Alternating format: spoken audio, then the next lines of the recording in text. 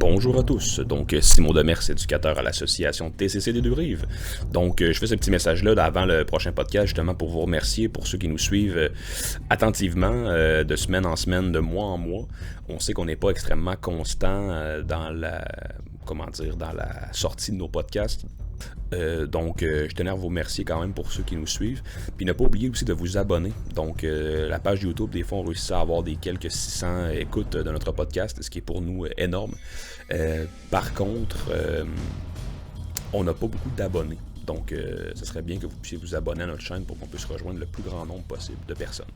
Donc merci à vous et bonne écoute.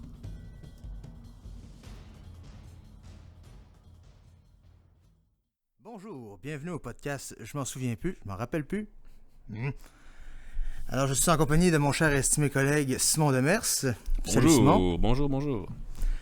Alors, moi c'est Anne-Céric Grunert-Fizette. Aujourd'hui, notre sujet est le futur. Oui, ben je trouvais ça intéressant comment dire, dans le climat encore une fois actuel. Là. On a fait un podcast il y a environ 1 an et demi sur le début du COVID, puis on est encore dans l'espérance d'en sortir. Là. On est encore un peu là-dedans. Là. Ça sort encore un peu ici et là. Donc, ce qui nous amène tout le temps à nous poser des questions pour le futur. Hein?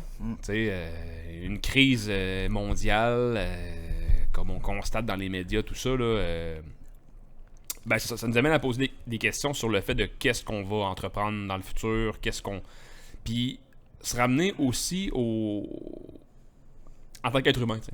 Qu'est-ce qu'on souhaite du futur? Puis aussi essayer de penser au positif que ça aurait pu amener dans la vie de tous et chacun. Ben oui, parce qu'effectivement, il y a du positif qui va sortir de la crise du COVID, tout ça. Mais tu sais, je veux pas qu'on parle juste de la crise du COVID, là, tu sais, puis ce que le COVID a amené de bon, là, tu sais.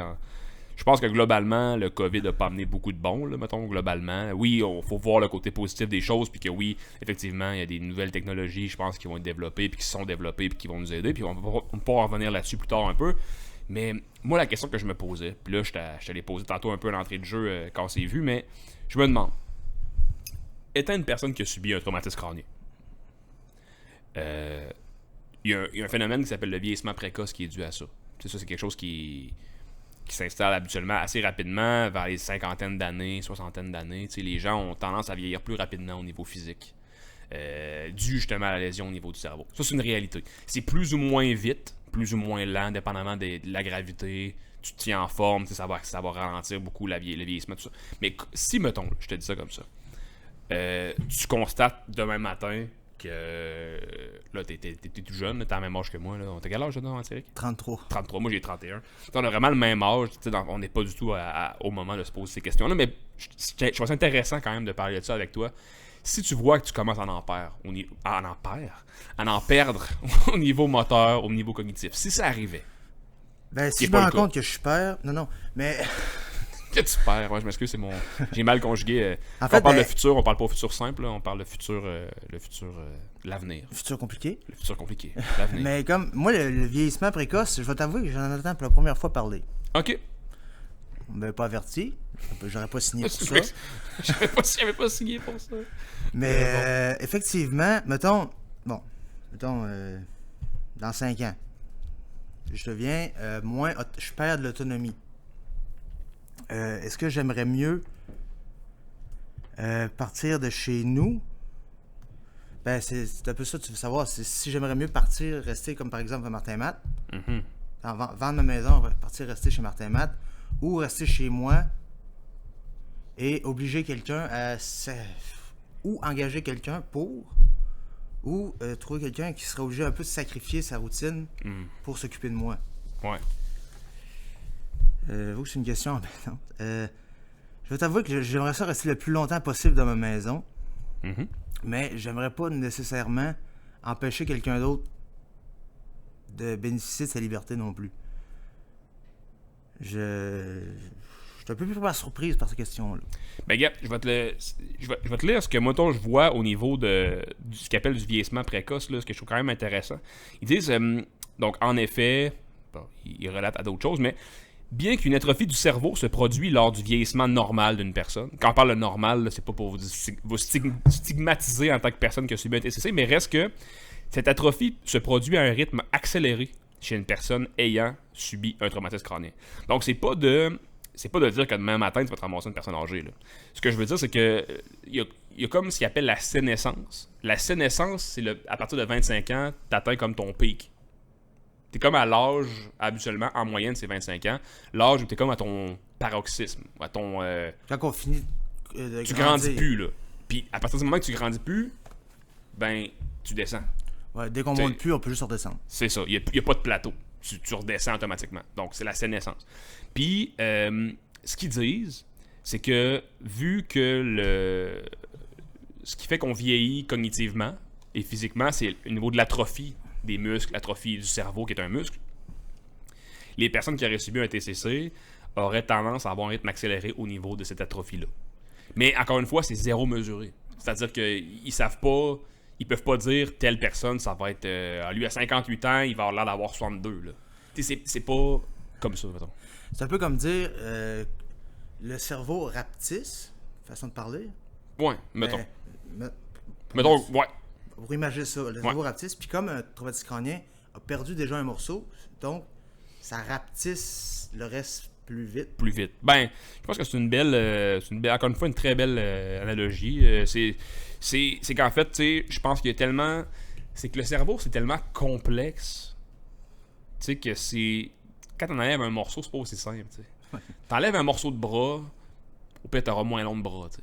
Mais t'enlèves un morceau de cerveau, tout est interconnecté, interdépendant. Fait que si t'enlèves un morceau, ben c'est sûr qu'il va y avoir de l'impact sur le reste puis tout ça. Fait que... mais bref, tout ça pour dire que toi, tu te perçois vraiment rester à la maison le plus longtemps possible. Ben, évidemment, je dis ça là quand je suis en pleine forme, façon de parler.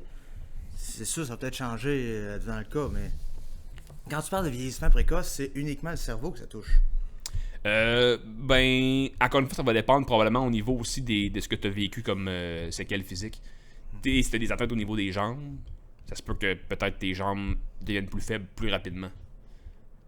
Ok. Et comme, par exemple, j'ai une tante qui a perdu 2 pouces. Ok. En taille. Ok, ouais. Mais Mais ça, c'est souvent... C'est plus complexe, mais ça, c'est souvent au niveau des disques lombaires, là. Tu sais, souvent que ils s'affaissent, fait que les gens rapetissent. Mais en tant que tel, elle rapetisse pas, là. C'est comme son... C'est, mettons, son tronc, il va comme s'affaisser un peu. Ou ben les syphoses qu'ils appellent, là. Tu sais, les penchés par en avant. Ouais, t'es 5 pieds 2, puis là, 5 pieds. C'est ça. Ouais, mais c'est souvent, habituellement, c'est à cause de ça.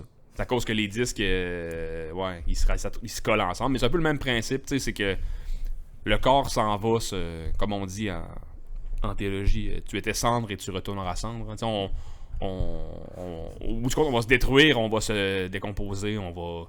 Fait qu'on descend tranquillement vers le sol. C'est comme la gravité nous ramène à l'ordre, là, comme on dit. Ça va nous amener à terre. Oui, ok. Tu grandiras pas en vieillissant, ça c'est sûr. Ok. C'est déjà ça. Mais effectivement, moi j'aimerais ça rester chez nous le plus longtemps possible. Tant que je suis heureux chez nous. Tu sais, là, c'est sûr que pour l'instant, tu sais, comme je reste avec mes parents à côté, tu sais, je peux subvenir à mes besoins. Tu sais, si j'ai besoin d'un transport, je leur demande de venir pour l'épicerie, je vais avec eux autres ou de faire de même. Mais, tu sais, si je suis tout seul chez moi, puis j'ai pas accès à des services pour rien, puis je commence à avoir de la misère à me déplacer, là, c'est sûr que je m'arrangerais pour trouver une solution. Ouais. Puis ces solutions-là, honnêtement, c'est souvent les centres d'hébergement. Ouais, ben... Puis comment tu verrais, mettons... Ben Martin et Matt. Oui, Martin et Matt aussi, ben oui, effectivement. Jusqu'à quel âge tu peux aller là?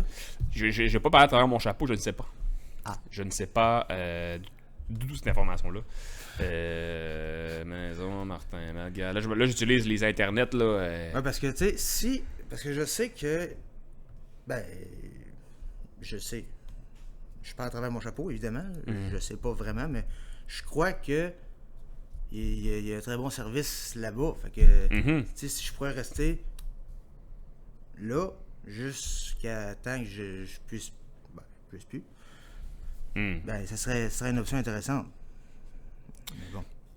Fait cocasse. J'ai écrit Maison Martin Matt sur Google pour trouver des informations. Puis les premières questions qu'ils me posent, d'autres personnes ont également demandé où est-ce que Martin Matt habite. Qui a acheté la maison de Martin Matt? Mais non. Tu sais que le monde se pose ces questions-là. OK. Bon, pour revenir à ce qu'on disait, j'ai pas trouvé l'âge exactement, mais la question n'est pas nécessairement de savoir. Tu sais, c'est clair que je pense que la maison de Martin Matt, c'est un endroit parfait pour les gens qui ont suivi un TCC. Mais la question, c'est ce qui est le plus tough, le plus difficile, c'est savoir quand tu pars, puis quand tu t'avoues. Parce que, tu sais, au niveau de l'orgueil aussi, on va se le dire, là, c'est surtout masculin, j'ai l'impression. C'est aussi féminin, mais surtout masculin. Cet orgueil-là d'homme, là, tu sais, qui a sa maison, puis qui s'occupe de sa maison. Puis à partir de quel moment tu te dis, OK, ouais, là, je suis plus capable de faire mes gouttières, je suis plus capable de laver mon plancher, je suis plus capable de faire la tondeuse, je suis plus capable de... c'est quand tu te dis, OK, là, ouais, là, j'y vais, tu sais. C'est cette question-là que je trouve le plus difficile, puis c'est difficile de te projeter dans 40 ans comment tu vas être, là. Ben, ça sera pas demain matin, là, ça va être dans 40 ans, là. Mais de savoir, tu sais, comment tu penses réagir. Mais souvent, ceux que j'ai vus partir, c'était ses enfants qui lui conseillaient. Ouais. Tu sais, comme par exemple, mon grand-père, par exemple. Lui, ses enfants lui ont conseillé de partir avec sa femme, ma grand-mère, parce que c'est la même maison qu'il avait depuis 60 ans. C'est une maison qui ont élevé 9 enfants, puis c'est une grande maison pour à leur âge. Mais lui, quand il est parti, il allait rester dans un garde-robe. Ouais. Mais après ça, il n'a pas regretté, il était content. Ouais, puis il y avait les services qui venaient avec, probablement, puis oui. C'est ça. Tu sais, c'est sûr. Comme on dit, c'est être bien conseillé. Ça aide. Savoir bien s'entourer, c'est important dans tous les aspects de la vie, tout au long de sa vie. Effectivement, c'est bien dit. Mais je pense que c'est quand même un coup. Moi, j'ai pas subi de TCC, mais j'imagine, tu sais, la journée que, tu sais, quand t'as su que tu pouvais plus conduire une voiture, mettons. C'est quand même un coup, ça. Je pense que dans la vie d'un homme, puis souvent je parle de ça, c'est une cause qui me tient quand même vraiment à cœur, la vision de l'homme de la société, mais tu sais,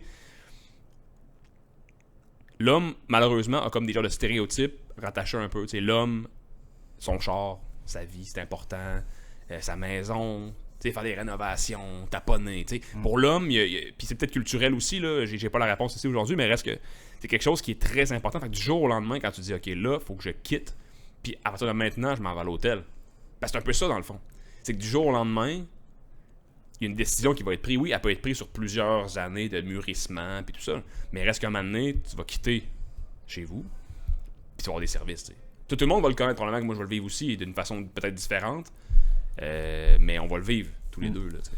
Ben moi, dès que j'aurais pu de plaisir à être chez moi. Là, seul chez moi, je suis capable d'avoir du fun pareil. Mais quand j'aurais plus de plaisir à être seul chez moi, là, ça va être le temps. Mais t'as une belle résilience aussi, d'abord et avant tout, là. T'as quand même... Tout ce que t'as vécu, avoir ton moral à travers ça, c'est quand même très, très beau. Fait que, tu sais, probablement que les prochaines épreuves aussi que tu vas avoir à vivre, ils vont sûrement être... Peut-être que tu vas les prendre de bien quand même avec tout ce que t'as vécu déjà. J'espère qu'ils vont arriver le plus tard possible. Ben oui, je souhaite ça à tout le monde, là. Je souhaite ça à tout le monde, là, de pas avoir à remettre son autonomie dans une maison, dans un appartement en jeu avant l'âge de 80 ans, là. Mais la réalité est tout autre. Des fois, à 57 ans, il y a des maladies, il y a des choses qui... Je parle autant pour moi que pour toi, là. Quand je parle de vieillissement précoce, c'est pas au niveau de tout, là. Je vais pas te faire peur avec ça aujourd'hui, là. Mais... Trop tard. Mais... bon, c'est fait. Oh, c'est affaire. Mais pour le futur loin, effectivement, je préfère me dire que je vais voir rendu là. Ouais. Je préfère me concentrer sur le futur proche pour l'instant. Absolument. Ben, le futur proche. Mettons dans les 10 prochaines années. Ouais, le court moyen terme. Ouais, c'est ça. Dans le fond. Ça, c'est... Tu sais, je vais finir tout ce que je veux faire dans ma maison. Puis qu'est-ce que tu vois? Tu te parles du court moyen terme. Qu'est-ce que tu vois à court moyen terme? Qu'est-ce que tu vois pour toi à court moyen terme? Ben, j'aimerais ça recommencer à voyager. OK. Ça, c'est sûr. Continuer une saine routine que j'ai commencé à développer depuis quelques années. Ouais. Certaines années. Puis, ben j'aimerais ça, c'est sûr, j'aimerais ça rencontrer quelqu'un. Ouais. Ça.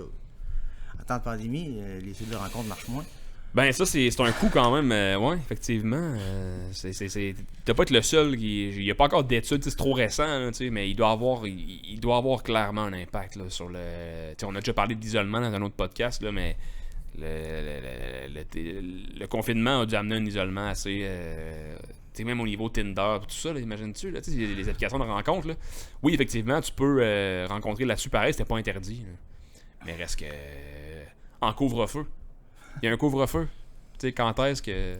Ben, j'ai pas d'auto, fait que dans le temps du couvre-feu, moi, j'étais pas visible. Ouais, mais en même temps, si t'es pas chez vous, tu sais, si t'es dans la rue à 8h30. Ah non, fais pas être dans la rue. Mais non, ben c'est ça. Mais reste que, tu sais, effectivement, ben, tu te verrais vraiment rencontrer quelqu'un prochainement, puis t'aimerais ça. T'aimerais ça, là, bref. Oh, oui, c'est sûr, évidemment. Mais bon, y a rien qui presse non plus. Chaque chose en son temps. C'est ça. Une chose à la fois. Je viens d'avoir un chien, on va commencer par l'élever comme il faut. Ben dans le futur, il y aura un chien pour toi, ça c'est sûr. Un chien qui va vieillir, puis qui va te tenir compagnie, ça c'est certain. C'est ça. Le futur, il va être là, c'est sûr. Pour après, on verra. Là. Ben c'est sûr qu'un chien va après 10 ans. On sait jamais ce qui peut arriver. Hein, mais... Bon, je pense que je peux le garder le plus longtemps possible. Ben oui. Belle petite bête en passant. Merci. Très belle. Comment elle s'appelle, donc? Molly. Molly, c'est ça. Molly comme miel en latin. Ok, pas comme Molly. Non. La petite sorte de Andy dans l'histoire de jouets, mettons. Oui, non. Ah, ok, c'est pas comme ça. Non. Okay. Moi, j'ai beaucoup de référents d'enfants là, à cause de mes enfants. Mais Molly, moi, c'est la petite sorte de Andy dans l'histoire de jouets. C'est là que ça. Ah ben, moi c'est miel en latin. Miel en latin. Oui. Ou la sœur d'Andy. Ou la sœur d'Andy dans l'histoire de jouets. Bon. Mais sinon, toi, ton futur. Ah, ben merci de me retourner la question. Mon futur, ça risque d'être... ben là, j'ai 3 enfants, fait que j'aimerais ça en avoir encore. Je dirais que ça ressemble à ça. J'ai 3 enfants, puis j'aimerais ça en avoir encore plusieurs. Si ma femme écoute, on espère faire une équipe de balle? Une équipe de baseball, ouais. L'équipe de Mers. L'équipe de Mers, ouais, c'est ça. Mais ouais, mais c'est notre vision. Ben à l'association, c'est sûr que je veux rester le plus longtemps possible. C'est clair que j'aime bien ce que je fais comme intervenant aussi. Mais je suis un gars très pragmatique, c'est-à-dire que je sais pas, tu sais, je suis fermé à rien, c'est-à-dire que la vie m'amène des choses, puis je les prends en rebondissant, puis je verrai, mais tu sais, vraiment, moi je me vois à l'association encore dans plusieurs années, puis avec la même maison, pas très grande, mais on va s'arranger. Dépendamment combien d'autres... Ben, c'est ça, mais je pense que même à 6-7, on serait correct. Là, fait que, quand même. Ouais, c'est pas si gros, mais c'est ça. J'aime bien les dortoirs. T'as déjà une minivan? Oui, j'ai une minivan depuis cette année. Ouais, pas le choix. Ouais, c'est ça. Pas le choix. Mais ouais, fait que c'est ça. Mon futur, c'est pas mal. C'est un peu beige, là. Je vois pas rien de spécial. Moi, je suis pas un grand. Je suis pas un aventurier, là, voyageur, ben, tout ça. Là. J'ai jamais voyagé de ma vie, honnêtement, puis je voyagerai probablement jamais. Voyons là. Ouais, je sais pas pourquoi. C'est quelque chose qui me. C'est pas une affaire qui me. Tu sais, parce que j'y ai jamais goûté, peut-être aussi. Mm-hmm. Si j'avais eu la chance d'y goûter, puis j'avais pris la chance d'y goûter, peut-être bien que j'aurais comme des plans de ça. Mais j'ai toujours le projet de retourner voir, mettons, mes racines, là. Tu sais, comme en Normandie, là. Oh. D'où toutes nos familles canadiennes-françaises viennent, là. C'est comme mon rêve. Mais le voyager comme tel, j'ai pas cette. Malheureusement. Beige, ça fait un peu drabe. Je verrais plus ton avenir comme une page blanche. Ouais, ça peut être ça, à écrire, ouais. C'est plus... Mais en même temps, j'aimerais ça avoir un avenir quand même assez beige aussi. C'est-à-dire, j'aimerais ça, tu sais, qu'il n'y ait pas trop de rebondissements sous contrôle, mettons. Tu sais, un beige contrôlé. Encadré. Un beige, ouais. Un beige avec une belle reliure bien encadrée, là. Je verrais ça de même. C'est pas une page blanche, tu fais un cadre, toi. Un cadre, ouais, c'est ça. Un cadre blanc. Bon. Un cadre beige. Mais, tu sais, je pense que la question du futur est quelque chose de vraiment intéressant à se poser comme question, parce qu'à partir du moment que tu vis une épreuve ou quelque chose comme ça, ben la question du futur devient tout le temps présente. C'est-à-dire que qu'est-ce qui va arriver demain, qu'est-ce qui va arriver. Puis je pense que c'est important de se poser ces questions-là, puis savoir qu'est-ce que je veux. C'est facile de dire, ok, ben, mon corps peut-être va vieillir précocement. Ok, c'est une réalité. Peut-être que pas. Mais qu'est-ce que je vais entreprendre, tu sais, dans ma vie personnelle pour que les choses... J'avoue que c'est mieux de penser à son futur avant qu'il t'arrive de quoi qui va t'obliger à penser au futur. Et voilà. Oui. C'est la logique de la crise de cœur un peu. Là. Les gens qui font des crises cardiaques souvent attendent de faire une crise cardiaque avant de faire du sport. Ben, avant de comprendre qu'il y avait un mode de vie qui les amenait à une crise cardiaque. T'sais. Mais ça, je pense que l'humain est fait comme ça. Les gens qui fument, qui fument énormément aussi, c'est le même principe. T'sais. Ils savent que la cigarette va amener dans leur futur des très graves problèmes de santé, mais il est mieux attendre un taco qui leur dit qu'ils ont un cancer. Il faut un moyen drastique pour sortir les gens de leur confort et de leur habitude. Parce que c'est rien des rumeurs. Ben, c'est des rumeurs, mais l'être humain comprend pas tant que ça n'arrive pas à lui. T'sais. Ah, mais c'est comme de façon de parler. Non, mais t'as raison. Je sais bien que c'est pas une rumeur. Non, mais je pense qu'on a plus de doute là. Hein? Il y en a plus de doute en tout cas sur la cigarette là, du moins.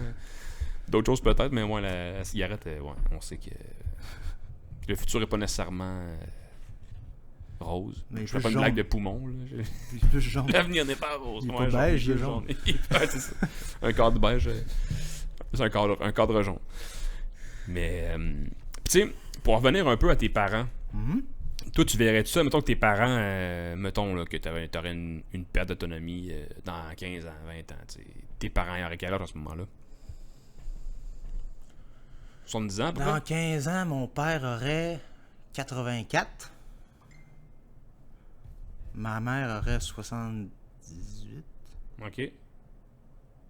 Non, 77. OK. Fait que, il serait quand même âgé, là. OK. ce serait plus vraiment... Possible pour eux de t'aider là, au quotidien. Ben, oui, mais tu sais, je pense qu'on serait une petite résidence en famille. Mais tu sais, toi, tes parents ont été présents pour toi lors de ton accident. Puis tu devais, comme Olivier posait la question un peu, il voulait te poser la question tantôt. Tu verrais ça comme un peu un retour d'ascenseur de voir tes parents vieillir puis de les aider à vieillir dans un environnement contrôlé, ou c'est plus que c'était vraiment quelque chose de familial puis que toi tu aimerais ça pouvoir faire ça, peu importe. Ouais, ça, TCC ou non, le retour d'ascenseur est présent depuis le début. C'est bien ça, très bien. C'est logique. Mm-hmm. Parce que ils ont toujours été là pour moi depuis que je suis petit. Puis je vais essayer d'être pas là pour eux autres jusqu'à temps que les autres soient petits. C'est aussi. Tu vas être là pour quand ils vont être petits. Ah oui, c'est ça. Mais je veux pas les aider à vieillir, je veux les aider à vivre, évidemment. Ouais, mais c'est une façon de parler, bien vieillir, oui. Ben, bien vieillir, c'est ça. C'est ça. Dans un environnement qui va leur plaire. Puis d'après moi, eux, à ce que j'ai compris, eux autres veulent rester aussi à leur maison le plus longtemps possible. Fait que, comme je reste proche, c'est ça. je vais manger pour les aider à faire ça. Ouais. On va leur installer un petit ascenseur. Mais je pense que c'est un peu comme tu disais aussi. Moi, j'ai le même souhait pour mes parents aussi. Moi, je leur ai dit depuis déjà très longtemps que moi, même si j'ai pas une grosse maison, je veux les accueillir chez nous pour les aider, tout ça. Mais encore une fois, j'ai l'impression qu'il y a tellement d'offres aujourd'hui au niveau des centres d'hébergement, les RPA, tout ça, autonomes, semi-autonomes ou peu importe. J'ai l'impression que eux vont peut-être choisir aussi, puis ce sera leur choix rendu là. Mais je pense que pour nos enfants, nous, c'est un bel exemple à montrer. De dire que autrefois les gens faisaient ça, puis je pense qu'il y avait c'était quand même bien là. Puis on le voit récemment avec ce qui s'est passé dans les centres d'hébergement soins longue durée, hein, la maladie qui a pogné là-dedans. Ça reste un environnement qui est pas aussi... C'est pas pour cracher au contraire sur ces centres-là du tout, mais c'est plus le fait que si à petite échelle les gens s'occupaient peut-être davantage de leurs parents, peut-être que ces problèmes-là auraient peut-être moins été forts. Ben, c'est vrai ce que tu dis pour l'accès à des foyers ou des résidences. Plus facile, comme ma grand-mère restait dans un foyer au début, ils sont 140. Il était 140 dans le... Oui. Parce que là, elle reste dans un foyer, ils sont 9. Ils sont 9, puis la propriétaire de l'établissement reste à côté. Il y a un système de caméra, c'est bien encadré, là. Mais il y a beaucoup plus de... C'est presque du 1 pour 1. Ben, je pense que l'avenir, ça tient plus là-dedans. On a vu avec la crise de la pandémie, tout ça, qu'on a de la misère à contrôler ce qui se passe là-dedans. C'est-à-dire qu'on a de la misère à contrôler... Tu regroupes des gens extrêmement vulnérables dans un même endroit géographique. Il y a une bébite qui rentre, c'est fait. Tandis que, je pense que si les gens pouvaient peut-être prévoir davantage de garder ses parents à la maison le plus longtemps possible, dans la mesure du possible, bien sûr, là, possible de chacun. Chacun a ses limites personnelles aussi, mais reste que, tu sais, le plus longtemps possible, puis d'être aidé peut-être par les infirmières, des préposés, tu sais, c'est possible de le faire aujourd'hui, là. Plus d'infirmières, pas d'infirmières volantes comme... Ben, c'est ce qui est ça. Encore une fois, les infirmières aujourd'hui, c'est pas facile, là. Non. Pour le futur, je souhaite plus d'infirmières. Ouais. Mais tu sais, je pense que si tout le monde pensait comme toi, c'est-à-dire de préserver le plus longtemps possible les parents à la maison, peut-être qu'on n'aurait pas les problèmes qu'on a aujourd'hui, le manque de staff, le manque de main-d'œuvre, les scandales de maltraitance aussi, la négligence, tout ça, tu sais, probablement que c'est tout dû à un manque de personnel, puis tu sais, si t'as 4 préposés pour gérer un étage de 35 personnes, t'imagines, ça doit pas être facile de donner des soins adéquats à tout le monde, là. Mais ce que tu dis, c'est faire entrer des gens vulnérables à quelque part. Une grande partie, c'est comme quelqu'un qui voit dans le futur, il va avoir une pandémie. Fait que dès que tu vois le virus, tu regroupes toutes ces personnes-là ensemble. Fait que ça fait que ça crée la pandémie. Si tu comprends ce que je veux dire. Non, je comprends pas. Peux-tu le réexpliquer? Si, mettons, tu peux voir le futur, tu vois qu'il va y avoir un virus qui va se propager. Mettons que j'ai la capacité de voir le futur, là. Ouais, tu vois qu'il y a un virus qui va se propager. OK. Fait que là, toi, tu te dis, bon, ben là, dès que quelqu'un l'a, dès que je vois une personne qui l'a, je vais le mettre à quelque part. Dès que je vois une autre personne qui l'a, je vais le mettre à la même place pour se les rassembler là. Fait que là, il y a plus de chances, c'est comme il va y avoir une plus grosse concentration de ce virus-là à cette place-là, que ça fuite, puis ça éclate. Comme t'isoles le virus. Ouais, t'essayes, mais... Ouais. Mais c'est un peu... En fait, c'est un peu l'inverse qui s'est passé, dans le fond. Tu sais, c'est qu'on... C'est-à-dire... Ben, en fait, non, mais je comprends ce que tu veux dire, puis c'est vraiment ce qui serait souhaitable, mais le problème, c'est que... Il y a tellement de paramètres à prendre en compte dans une pandémie, au niveau de la contagion et tout ça, puis les personnes âgées qui vivent dans un centre d'hébergement qui sont à 99,9% comme immunosupprimés. Tu sais, tu le sais, là, que si... ils vont tout faire pour que la bébite ne rentre pas, mais si la bébite rentre... Tout le monde là. C'est un hécatombe, là. Puis c'est ce qui s'est passé au Québec. Puis c'est pas parce que c'est pas une... Je peux pas dire qu'il y a eu une mauvaise gestion. Moi, je pense que tout le monde a fait ce qu'il pouvait, là. Mais la logique, c'est juste la logique de... Les gens, maintenant, aujourd'hui, systématiquement... Leurs parents vieillissants, c'est juste quand que tu rentres en centre d'hébergement. C'est pas est-ce que tu vas rentrer en centre d'hébergement, c'est quand tu vas rentrer en centre d'hébergement. C'est comme un nouveau standard qu'on a établi. T'sais. Puis je pense que là, le futur pour le Québec, j'ai l'impression, va être beaucoup dans les subventions pour que les gens restent à la maison le plus longtemps possible. C'est-à-dire qu'ils habitent avec leurs enfants. Mettons que le gouvernement t'octroie une somme de 35 000 $ pour faire une rallonge sur ta maison. Pour adapter ta maison. Pour tes parents. Mais tu sais, ça, c'est de l'argent qui ça coûte 35 000 $. Mais en même temps, au bout du compte, comment ça sauve à l'État de ne pas faire vivre quelqu'un en centre d'hébergement? Puis là, on parle de questions qui est assez existentielle, là, mais reste que ces centres-là existent au Québec depuis environ 50 ans. C'est tout récent, là, sur l'histoire du Québec. Là. Fait que je pense que... J'espère que les gens, dans le futur, vont avoir cette idée-là de préserver le plus longtemps possible leurs parents à la maison. Puis... Là, on s'est un peu écarté du sujet aussi. Là. Mais pas vraiment tant que ça, mais reste que on a moins parlé de ton cas parce que du cas de tes parents, mais reste que c'est relié quand même. C'est ton futur aussi. Oui, c'est extrêmement ton futur. Étroitement lié. Ouais, ben c'est ça. Ben, ça fait déjà 28 minutes. Ça va trop vite, trop vite. On voulait le faire court, fait que... On a une minute encore. Oh, non, c'est ça. Faudrait arrêter là. Mais dans le fond, c'est ça. Ben, merci beaucoup, Hans. Vraiment, je pense que c'est vraiment une belle discussion qu'on a eue. On a soulevé des points assez intéressants par rapport à... J'ai bien aimé le sujet. Tu as encore pris des sujets poignants. Ouais, ben, c'est des sujets très généraux, mais qui nous touchent tellement. Le futur, on n'est rien sans notre futur, puis on n'est rien sans notre passé. Je veux dire, le futur, vient de notre passé puis notre présent. Fait qu'on a... Tout le monde a un futur. Sans passé, il n'y a pas d'avenir, puis l'inverse est vrai. Totalement. Fait que, ben merci Hans. Merci encore une fois, puis on se reprend pour le prochain podcast. C'est sûr et certain. Cool. Bonne journée. Salut.